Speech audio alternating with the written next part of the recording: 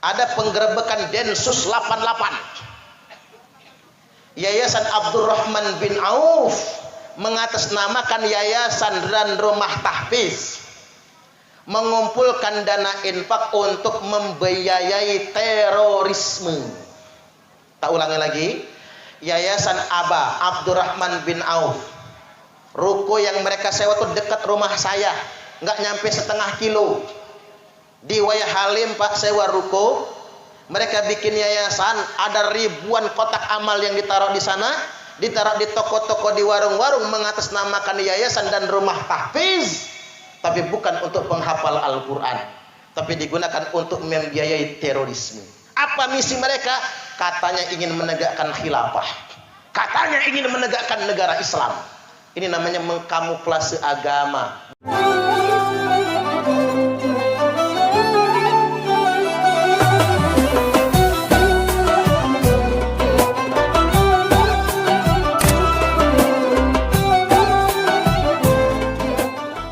Sudah ketiduran tahunya. Jadi Nabi sangat mengkhawatirkan Bapak Ibu apabila umatnya di akhir zaman ini perang saudara. Coba kita lihat kekhawatiran Nabi sudah benar-benar terjadi. Yaman perang saudara, Irak perang saudara, Suriah perang saudara, Afghanistan perang saudara, Mesir konflik berkepanjangan tak berkesudahan. Apa sebabnya? Banyak orang-orang yang memanfaatkan agama untuk kepentingan politik.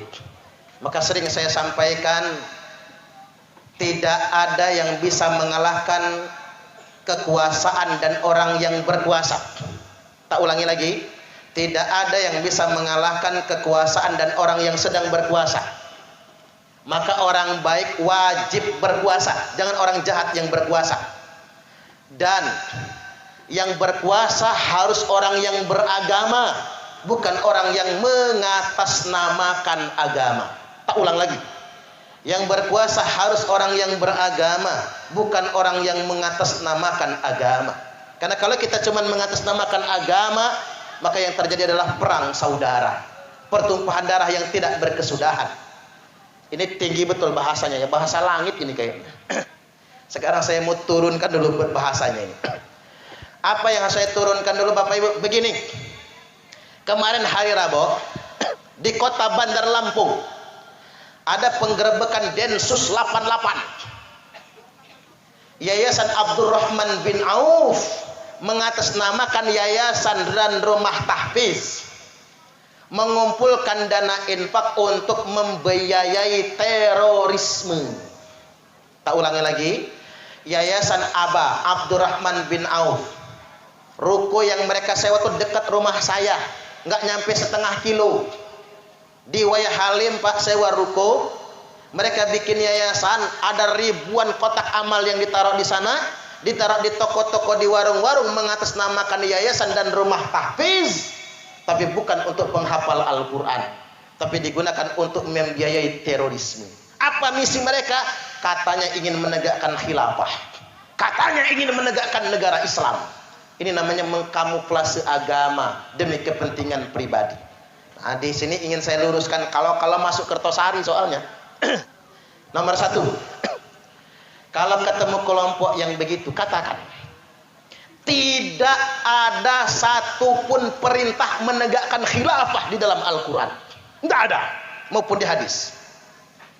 Saya Suparman Abdul Karim, kalau ada yang bisa menemukan perintah menegakkan khilafah dalam Al-Quran dan hadis, saya mau gabung khilafah itu. Enggak ada. Mubadir Bapak Ibu. Kalau perintah sholat ada perintahnya, kalau nyuruh sholat subuh ada perintahnya, kalau sedekah ada perintahnya, kalau zakat ada perintahnya, kalau khilafah tidak ada perintahnya. Saya sudah dialog dengan kelompok-kelompok khilafah, termasuk organisasi yang dibubarkan pemerintah itu, Hizbut Tahrir Indonesia. Kata saya, satu aja tunjukkan sama saya, mana dalil memerintahkan khilafah. Nah, alangkah repot-repotnya pengen masuk surga Bapak Ibu. Kok masuk surga harus mendirikan khilafah? Bu, jenengan bakti sama suami, nyucuk tangan suami tadi saja bisa masuk surga, nggak harus mendirikan khilafah. Ini ada Pak orang demi menegakkan khilafah rela pegat sama suaminya. Di Bandar Lampung ada, nggak tahu kalau di Tanjung Sari. Rela pegat sama suami Pak, hanya demi menegakkan khilafah. Tidak ada perintah menegakkan khilafah, tapi berbakti suami itu wajib hukumnya.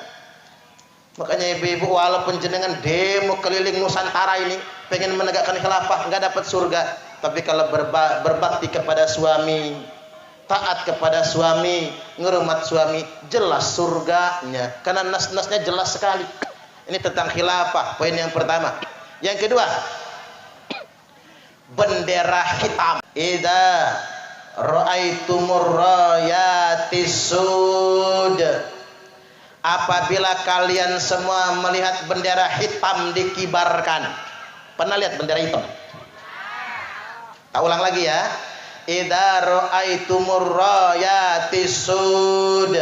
Apabila kalian semua melihat bendera hitam dikibarkan, falzamul arda wala tuharriku aydiyakum wala arjulakum. Tetaplah di rumah kalian masing-masing, mantaplah di bumi kalian masing-masing.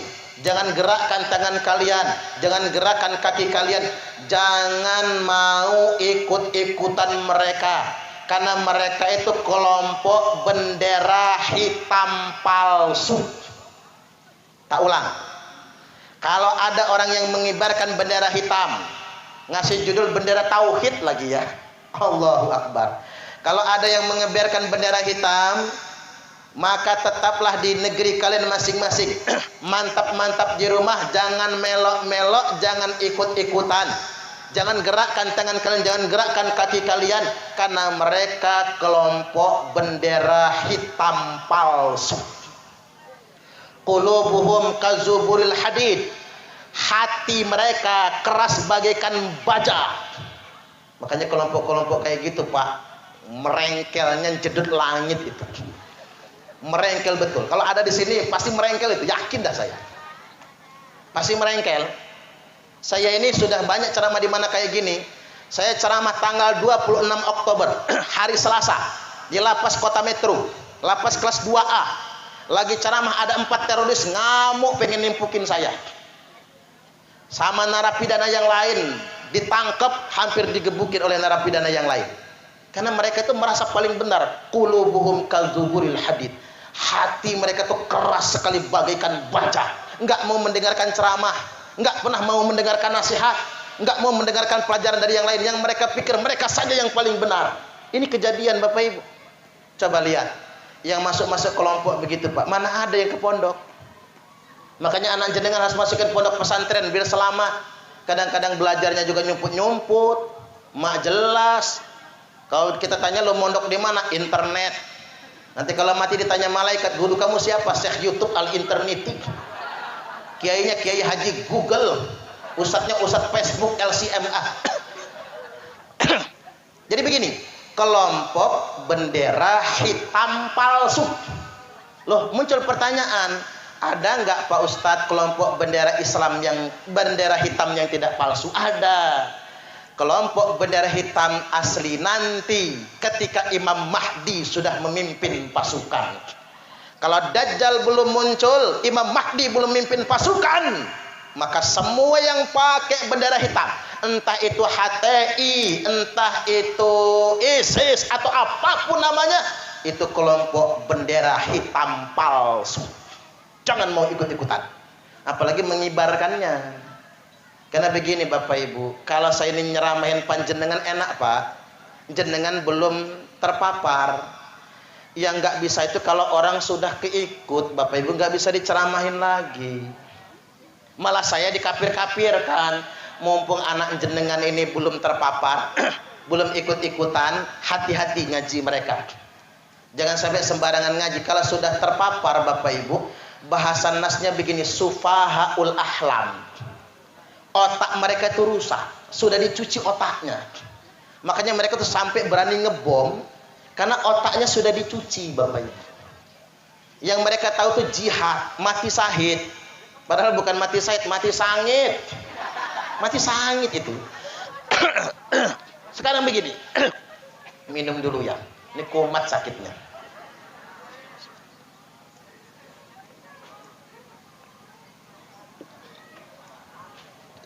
Baik.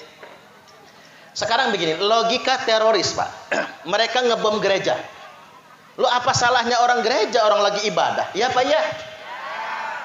Maka begini, man qatala nafsan muahidan, kata Nabi, lam yarah raihatal jannah.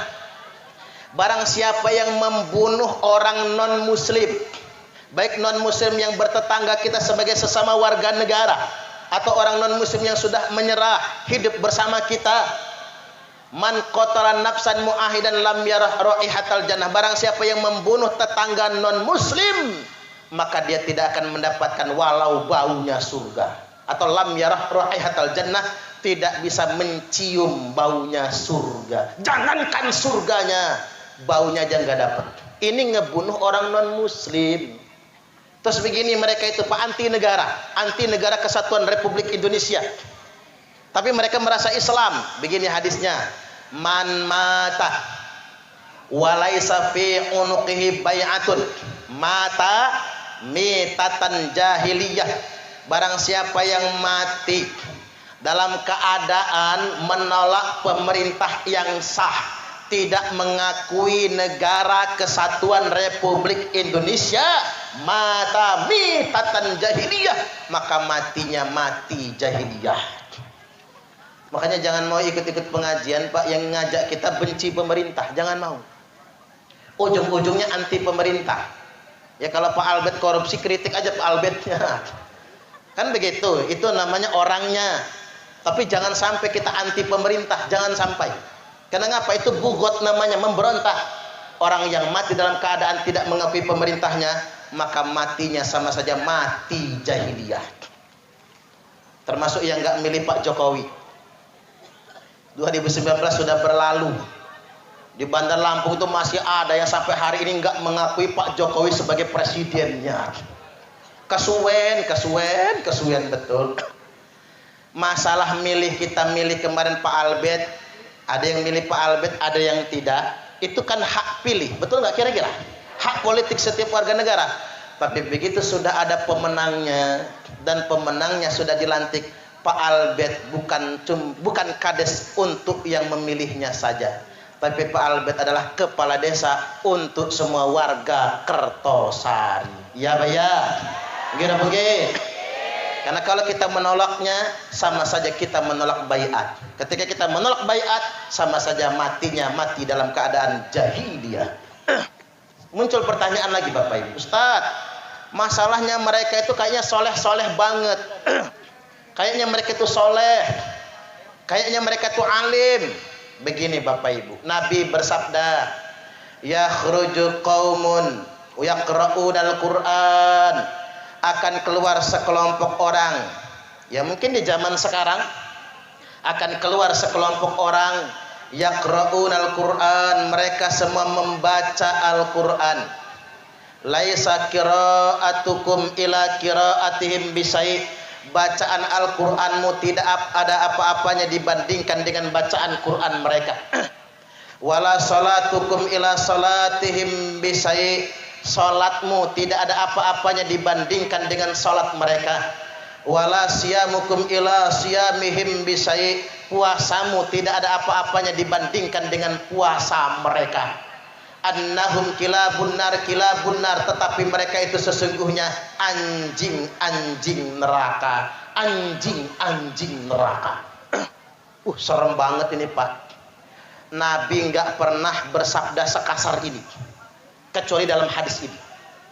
Mbok ya terjemahnya itu kiri neraka gitu ya, atau segawan neraka. Ini Nabi katakan Bapak Ibu, anjing neraka. Padahal mereka itu membaca Quran, padahal mereka itu sholat, padahal mereka puasa. Bahkan begini, bacaan Quranmu tidak ada apa-apanya dibandingkan dengan bacaan Quran mereka. Hebat mereka Pak. Makanya Abdurrahman bin Muljam, teroris yang membunuh Imam Ali itu Bapak Ibu, hafal Quran 30 juz. Hafal Quran 30 juz. Bacaan Quranmu tidak ada apanya dibandingkan dengan bacaan mereka. Salatmu tidak ada apa-apanya dibandingkan dengan salat mereka. Puasamu tidak ada apa-apanya dibandingkan dengan puasa mereka. Tapi mengapa mereka dikatakan anjing neraka? karena mereka merasa paling benar sendiri, mengkafirkan yang gak segolongan sama mereka, dan mereka menentang pemerintah yang sah. Makanya kalau kata Buya Ar-Raji Hasim itu, hati-hati masukin anak ke rumah tahfiz. Nanti pulang dari rumah tahfiz nyanyi lagu Indonesia Raya haram, pakai bendera merah putih haram. Ada nggak di Kertosari? Nah itu contoh itu contoh, itu emergensi. Ini harus ditindak ini, betul. Ini harus diantisipasi. Pasang bendera haram, nyanyi lagu Indonesia Raya haram, hormat bendera haram, cium tangan orang tua sudah diharamkan. Ini contoh mereka tuh begitu, Bapak Ibu. Jadi merekrut orang agar benci sama negaranya sendiri, itu ciri-ciri mereka. Tak ulang lagi, merekrut orang sebanyak-banyaknya agar membenci negaranya sendiri. Ujung-ujungnya mereka akan memerangi negara mereka sendiri. Ini yang harus diantisipasi oleh kita semua. Dan ngapurong ya Pak, Nabi menyebutkan ciri-ciri fisik. Ngapurong ya. Cuman jangan salahkan ciri-ciri ini ya. Ini diantaranya saja. Apa ciri-ciri mereka? Du shima'in baina ainai, hitam di antara kedua matanya. Cidate kapalan. Ngapura sing kapalan. Maaf, enggak salah ya. Bukan karena itunya Bapak Ibu. Artinya orang Khawarij itu sangat rajin sujudnya. Saking rajinnya sujud, jidatnya nganti kapalan. Walaupun ada juga waktu sujud diurak-urak, ya hitam juga. Seminggu mau udah hitam itu. Walaupun bukan jidatnya yang salah, saking rajinnya sujud mereka itu. Selanjutnya apa kata Nabi? Katlih ya, janggutnya lebat. Janggutnya lebat. Makanya janggut yang paling bagus itu jangan yang lebat breng, jangan. Janggut yang paling sunnah itu Bapak Ibu sekepelan begini, cukur. Nah kayak Ustaz Nur Rahman. Itu kayak banyak bidadari yang bergelantungan itu. Kalau yang begini sekepelan itu bagus. Ini janggutnya tekan udel. Itu berlebih-lebihan, Nabi melarangnya. Jadi janggut itu sunnah Nabi, tapi jangan berlebih-lebihan. Enggak boleh juga. Selanjutnya ciri mereka apalagi kata Nabi, muqallitut thiyab, menggantung pakaiannya setengah betis. Bahasa katanya apa? Cingkrang. Yang saya prihatin loh Pak, banyak PNS di kantor sekarang itu celananya cingkrang semua. PNS di kantor-kantor pemerintahan celananya cingkrang. Saya nanya sama PNS itu, Pak itu celana apa? Kata saya, sunnah ini Ustaz. Enggak Bapak, bayangin dulu kata saya. Emang Nabi dulu kayak gini tah bajunya? Coba dibayangin, emang Nabi kayak gitu? Pakai kaos oblong, celana cingkrang. Kayak persis kayak orang mau nyangkul di sawah ya Bu ya. Emang Nabi kayak gitu? Nabi itu bajunya izar Bapak Ibu, sarung dicingkrang atau komis yang dicingkrang, dalamnya ada sirwal. Tapi kalau pakai sirwal saja tanpa gamis, sirwal saja tanpa izar, itu namanya celana Yahudi kata Nabi, bukan celana sunnah. Walaupun saya ingin tegaskan malam ini, bukan janggutnya yang salah, bukan jidatnya yang salah, bukan cingkrangnya yang salah, tapi satu hal yang digarisbawahi, mereka merasa paling benar dan mudah mengkafirkan orang lain. Itu yang pertama. Dan yang kedua, mereka mengajak masyarakat untuk melawan negaranya sendiri. Kalau ada yang begini, ini harus diantisipasi. Hati-hati dengan anak kita, jangan sampai salah dalam belajar. Kirimkan mereka ke pondok pesantren yang tepat, jangan sampai salah dalam mendidik putra putri kita. Itu saja dari saya. Sayanya yang gak kuat, perih teriak-teriak terus ya. Mudah-mudahan ini semua bermanfaat. Wallahul muwaffiq ila aqwamit thoriq. Wassalamualaikum warahmatullahi wabarakatuh.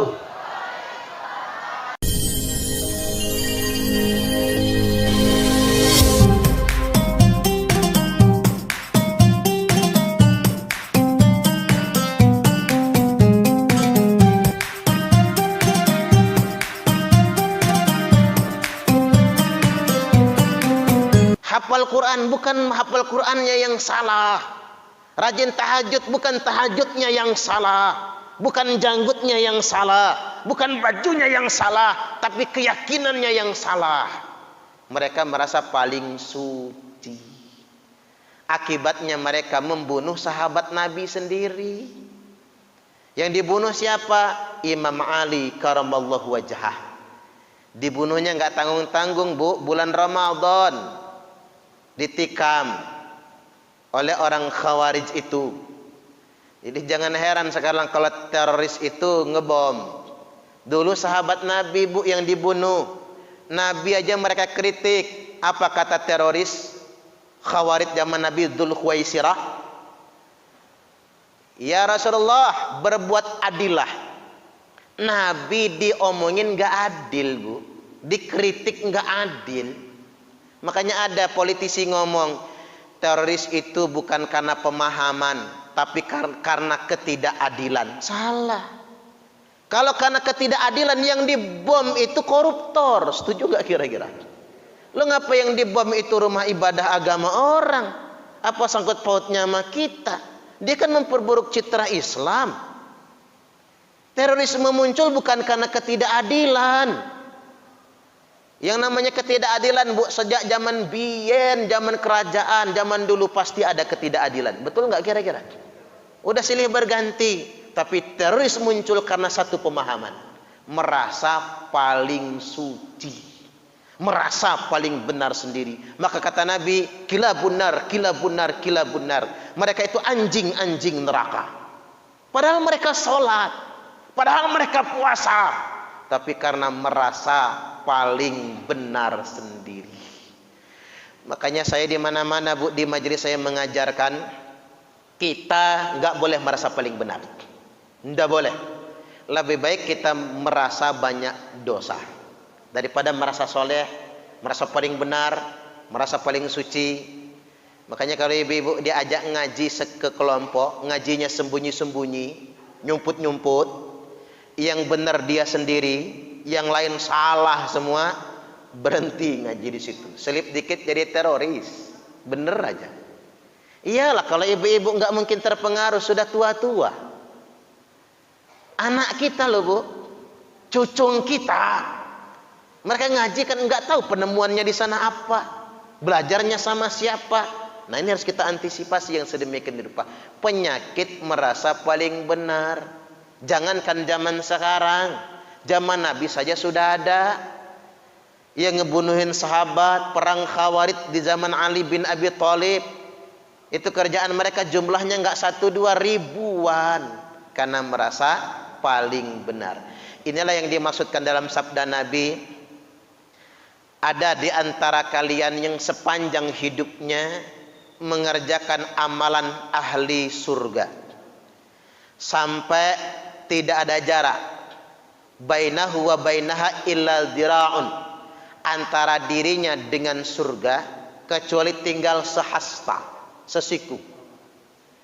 Tapi sesaat lagi dia mau masuk surga, dia kerjakan amalan ahli neraka, lalu dia mati masuk neraka. Inilah teroris. Mereka sholat sebelumnya, mereka puasa kebiasaannya, mereka menghafal Quran. Kan teroris itu rajin betul ngapalin Quran, Bu. Tetapi mereka merasa paling benar, akhir hayatnya ngebom, mengerjakan amalan ahli neraka. Bunuh diri itu kan dosa besar. Man qatala nafsahu fin nari jahannama khalidan mukhalladan fiha abada.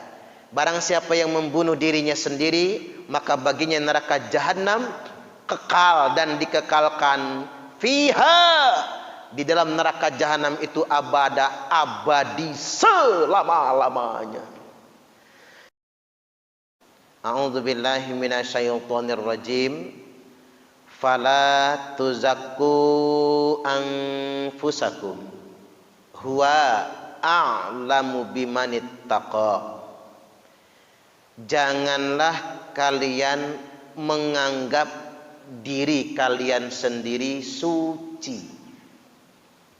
Huwa a'lamu bimanittaqa, karena dialah Allah a'lamu, yang paling tahu siapa yang memang benar-benar bertakwa. Surah An-Najm itu surah yang ke-53 ya Bu. Ibu cari di ayat yang ke-32. Mengapa ayat ini jadi penting? Coba kita pertegas lagi. Fala tuzakku anfusakum huwa a'lamu bimanittaqa. Janganlah kalian merasa suci dengan diri kalian sendiri, karena dialah Allah a'lamu, yang paling tahu siapa orang-orang yang benar-benar bertakwa. Karena merasa suci itu Bu, penyakit teroris. Ternyata orang kalau merasa paling suci, akhirnya dia jadi teroris, ngebom. Karena merasa dia paling iman sendiri. Yang enggak kayak dia kafir semua, maka halal darahnya. Makanya itu yang disebut dengan beragama tapi menggunakan hawa nafsu, bukan ilmu. Jadi beragama ini harus dengan ilmu dan harus dengan sanad keilmuan. Ilmu itu apa? Yakni ilmu yang kita pelajari. Sanad itu apa? Yakni ilmu harus digurukan. Tidak boleh ilmunya kita reka-reka sendiri, harus digurukan. Sanadnya harus nyambung sampai kepada Rasulullah Sallallahu Alaihi Wasallam. Tidak boleh orang memutuskan hukum agama, kesimpulan tentang agama dengan dirinya sendiri. Itu namanya hawa nafsu Bu. Makanya Allah Ta'ala berfirman, walau ittaba'al haqqa ahwa'ahum lafasadatis samawati wal ard. Seandainya kebenaran itu mengikuti hawa nafsu mereka, maka hancur langit dan bumi ini. Jadi kita ini harus dengan ilmu, makanya ngaji, bersanad, makanya berguru, agar kita tidak menafsirkan agama berdasarkan hawa nafsu. Hati-hati ibu-ibu, kalau sudah solehah, sudah rajin ngaji, sudah rajin tahajud, terselip di hati, kayaknya saya sudah suci, benar sendiri. Muncul ta'assub, golongan kita yang paling baik, paling benar. Itu bukan lagi agama, itu hawa nafsu. Itu bukan agama yang begitu, hawa nafsu. Tidak boleh merasa sudah paling baik. Makanya ibu-ibu, dalam beragama ini belajar jadi orang benar itu wajib. Tapi enggak usah mencari kebenaran. Karena ibu-ibu terlahir Islam, mengucapkan kalimat la ilaha illallah itu sudah benar. Tinggal belajar menjadi orang benar. Lo ngapa nggak boleh mencari kebenaran? Karena ibu mencari kebenaran, ibu dapat. Nanti merasa paling benar sendiri. Ini kerjaan-kerjaan pencari kebenaran kan begitu. Melanglang buana cari kebenaran. Dapat nih dia ngaji di kelompok tertentu, dianggapnya itu paling benar, yang lain salah semua. Itu bibit iblis, bibit hawa nafsu. Coba kita lihat teroris itu Bu, kalau maksiat mereka enggak maksiat, zina tidak mungkin ya. Mereka malah hafal Quran kan teroris itu. Mereka enggak zina, mereka enggak maling, mereka tidak korupsi karena enggak ada pejabatnya. Mereka tidak nonton TV barangkali karena haram kan TV itu bagi mereka. Mereka enggak nonton TV, tapi mereka merasa paling suci. Itulah maksiat terbesar mereka, merasa paling suci. Lalu yang lain kafir semua. Nabi nyebut mereka apa? Kilabun nar, anjing neraka. Enggak ada hadis yang sekasar ini kecuali tentang teroris, anjing neraka. Yang Nabi sebut anjing neraka itu siapa? Dzul Khuwaisirah. Dzul Khuwaisirah itu kayak mana prototipe orangnya? Hafal Quran, jidatnya sampai kapalan, Saking seringnya sujud. Tapi kalau ada yang jidatnya kapalan jangan dituduh teroris ya Bu. Bukan itu maksud saya. Saking rajinnya sujud. Muqallitut thiyab. Ini hadis sahih loh. Muqallitut thiyab. Pakaiannya ngegulung, ngegantung setengah betis. Bahasa orang apa? Cingkrang. Tahajudnya rajin. Tapi ingat kalau ngelihat yang cingkrang juga jangan dituduh. Bukan itu maksud saya. Hafal Quran bukan hafal Qurannya yang salah. Rajin tahajud bukan tahajudnya yang salah. Bukan janggutnya yang salah. Bukan bajunya yang salah. Tapi keyakinannya yang salah. Mereka merasa paling suci. Akibatnya mereka membunuh sahabat Nabi sendiri. Yang dibunuh siapa? Imam Ali karamallahu wajhah. Dibunuhnya nggak tanggung-tanggung Bu, bulan Ramadan. Ditikam oleh orang Khawarij itu.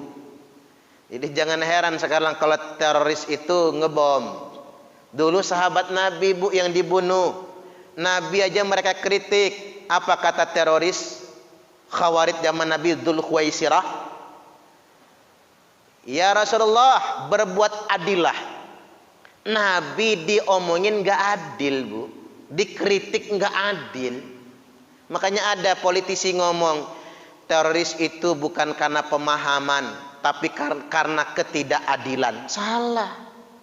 Kalau karena ketidakadilan yang dibom itu koruptor, setuju gak kira-kira? Lo ngapa yang dibom itu rumah ibadah agama orang? Apa sangkut pautnya sama kita? Dia kan memperburuk citra Islam. Terorisme muncul bukan karena ketidakadilan. Yang namanya ketidakadilan Bu, sejak zaman biyen, zaman kerajaan, zaman dulu pasti ada ketidakadilan. Betul nggak kira-kira? Udah silih berganti. Tapi teroris muncul karena satu pemahaman. Merasa paling suci. Merasa paling benar sendiri. Maka kata Nabi, kila bunar, kila bunar, kila bunar. Mereka itu anjing-anjing neraka. Padahal mereka sholat, padahal mereka puasa, tapi karena merasa paling benar sendiri. Makanya saya di mana-mana Bu, di majelis saya mengajarkan kita nggak boleh merasa paling benar, nggak boleh. Lebih baik kita merasa banyak dosa daripada merasa soleh, merasa paling benar, merasa paling suci.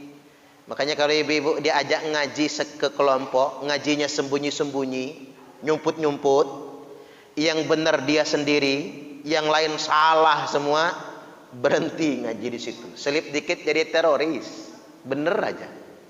Iyalah kalau ibu-ibu nggak mungkin terpengaruh, sudah tua-tua. Anak kita loh Bu, cucung kita. Mereka ngaji kan nggak tahu penemuannya di sana apa, belajarnya sama siapa. Nah ini harus kita antisipasi yang sedemikian rupa. Penyakit merasa paling benar. Jangankan zaman sekarang, zaman Nabi saja sudah ada yang ngebunuhin sahabat, perang Khawarij di zaman Ali bin Abi Thalib. Itu kerjaan mereka jumlahnya nggak 1-2 ribuan karena merasa paling benar. Inilah yang dimaksudkan dalam sabda Nabi. Ada di antara kalian yang sepanjang hidupnya mengerjakan amalan ahli surga sampai tidak ada jarak bainahu wa bainaha illa dira'un, antara dirinya dengan surga kecuali tinggal sehasta, sesiku. Tapi sesaat lagi dia mau masuk surga, dia kerjakan amalan ahli neraka, lalu dia mati masuk neraka. Inilah teroris. Mereka sholat sebelumnya, mereka puasa kebiasaannya, mereka menghafal Quran. Kan teroris itu rajin betul ngapalin Quran Bu. Tetapi mereka merasa paling benar, akhir hayatnya ngebom, mengerjakan amalan ahli neraka. Bunuh diri itu kan dosa besar. Man qatala nafsahu fin nari jahannama khalidan mukhalladan fiha abada. Barang siapa yang membunuh dirinya sendiri, maka baginya neraka jahanam, kekal dan dikekalkan fiha, di dalam neraka jahanam itu abadi selama-lamanya. Jadi teroris itu bukan mati syahid, mati sangit, bin mati konyol. Itu yang ngebom di Makassar itu kan baru 7 bulan nikah ya Bu ya. Kok serem banget berislam itu. Cobalah ibu-ibu dicerna pakai akal sehat. Jangan sembarang ngaji gitu. Pokoknya hindari betul merasa paling benar. Kita ini begini kalau prinsip dari ajaran Nabi Bu. Al-kufu amman qala la ilaha illallah. Kalau sudah la ilaha illallah, udahlah Islam pokoknya. Gitu aja ge. Tinggal bedanya di kita itu amalnya. Ada yang rajin, ada yang tidak. Ada yang pol banget rajin. Ada yang agak rajin. Ada yang sekedar sering. Ada yang sedang-sedang. Ada yang malas-malasan. Ya apa ya kira-kira? Bedanya cuman itu saja kok manusia itu. Cuman kita berharap mudah-mudahan kita matinya husnul khotimah semua. Allahumma amin. Amin ya rabbal alamin. Inilah rahasianya mengapa kita ini semuanya istighfar. Habis sholat istighfar. Apa-apa istighfar. Nabi minta ampun. Kan aneh Bu. Nabi itu sudah dijamin masuk surga. Tapi masih istighfar Nabi kan. Astaghfirullahaladzim. Ya Allah ampunilah dosaku. Aku minta ampun kepada Allah Rabb yang maha agung. Nabi saja dijamin masuk surga tapi masih istighfar. Bahkan kata Nabi 100 kali paling sedikit dalam satu hari. Lu ngapa? Karena Nabi mengajarkan kepada kita tidak boleh merasa suci. Lebih baik merasa banyak dosa. Itu maksudnya. Makanya Bu, yang Allah senangi nanti waktu Lailatul Qadar bukan tasbihnya hamba Allah yang soleh, tapi nanti waktu Lailatul Qadar yang paling Allah senangi adalah istighfar hamba-hamba yang berdosa. Makanya sekali-kali kepleset bikin dosa enggak apa-apa Bu, karena kita manusia, biar kita enggak merasa paling suci. Setuju enggak kira-kira? Ya kalau enggak bikin dosa lagi bukan manusia dong kita. Innal insana mahalul khata' wan nisyan. Sesungguhnya manusia itu tempatnya salah dan dosa. Disitulah dia salah, disitulah dia lupa. Karena kita manusia, ada khotonya, ada nisyannya, ada salahnya, ada lupanya. Kalau nggak salah lagi, nggak lupa lagi, kita bukan manusia. Nah, namun tadi bagi yang sudah kebanyakan dosa, jangan putus asa, tetap bertobat saja. Allah Subhanahu wa taala berfirman, a'udzubillahi minasyaitonir rajim. Qul ya ibadiyalladzina asrafu ala anfusihim la taqnatu mir rahmatillah. Katakan Muhammad, ya ibadiyalladzina asrafu ala anfusihim, kepada hamba-hambaku yang telah melampaui batas akan diri mereka sendiri. La taqnatu mir rahmatillah. Jangan pernah merasa putus asa dari rahmat Allah. Innallaha yaghfirudz dzunuba jami'a. Sesungguhnya Allah akan mengampuni dosa semuanya. Jadi Allah itu Bu malah senang kalau hambanya ini nangis merasa banyak dosa. Nangis, ya Allah banyak betul dosa saya, banyak betul maksiat saya. Allah katakan, semua hambaku yang sudah melampaui batas, jangan putus asa dari rahmat Allah. Tapi Allah itu Bu sebel banget sama yang merasa suci. Hebat dah gua, parman gitu loh. Allah sebel banget Bu kalau kita merasa lebih, merasa hebat, merasa suci. Ujung-ujungnya kita tersesat oleh keyakinan kita sendiri. Itu namanya tersesat di jalan yang benar. Jadi ayam mati di lumbung padi, kan geblek tuh namanya. Itulah teroris Bu, tersesat di jalan yang benar. Udah benar imannya, tapi sesat gara-gara hawa nafsunya merasa paling suci sendiri.